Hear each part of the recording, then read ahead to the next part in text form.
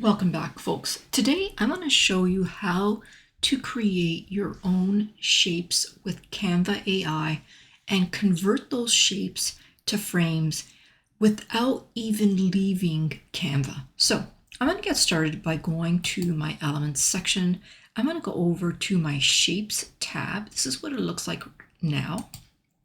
And in here, we're going to notice a little section called Generate Shapes. Now, of course, if you find some kind of a shape that you want to use and convert to a frame here, you can do that as well. But I'm going to go back up to the top, click this button here and say Generate Shapes.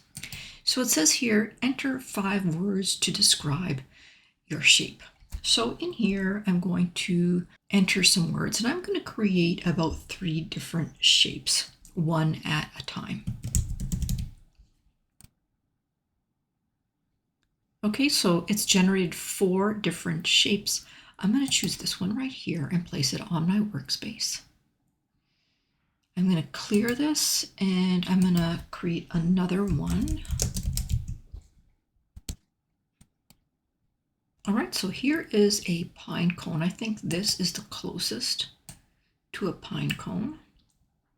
And let's create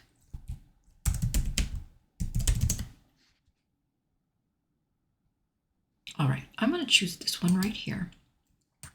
I'm going to place that one on my workspace. Okay, so now we have our shapes that were created by Canva AI. We're now going to go to our apps section and we're going to search for an app called Frame Lab. This is what it looks like. It's called Frames Lab. I'm going to click it. And we can see here that it is ready to convert. It's got all 3 of the shapes identified, and we can actually just click on them and convert them and put them right on our workspace. But let's read a little bit what it says here. Shapes detected, ready to convert. You can add more shapes from Elements, Shape, then click Recheck Design to update the list. All right, so let's click these and place these on our workspace. I'm going to duplicate this page. And let's go to Position and Layers and let's get rid of those shapes that we created. And let's position our new frames that Canva has created for us, and let's test them out. Let's go back up to Elements and let's grab some backgrounds. I'm going to search for flowers. I'll grab this one and I'll put that in this one here. Let me double click. So that's what that would look like. So it looks like these actually function like regular frames. Now I'm noticing on the top, on the toolbar, that there isn't an option for borders on these frames. But I did notice in the app that we could add a border. So let's give that a try. I'm just going to copy that acorn onto a 3rd page. And let's go back into the app and see what that looks like.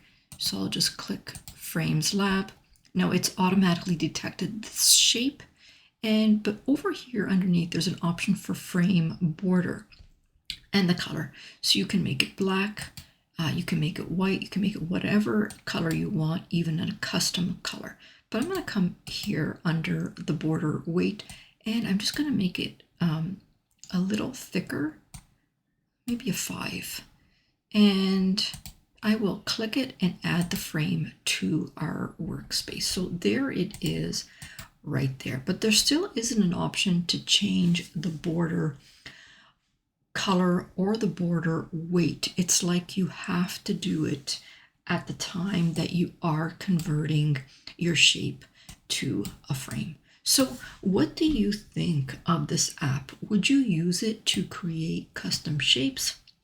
Would you use it to create custom frames?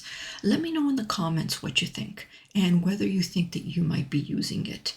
And a favor, if you learned anything in this tutorial, press the like button, subscribe, and turn that notification bell on. All right, guys, for now, I'll say bye-bye Until next time.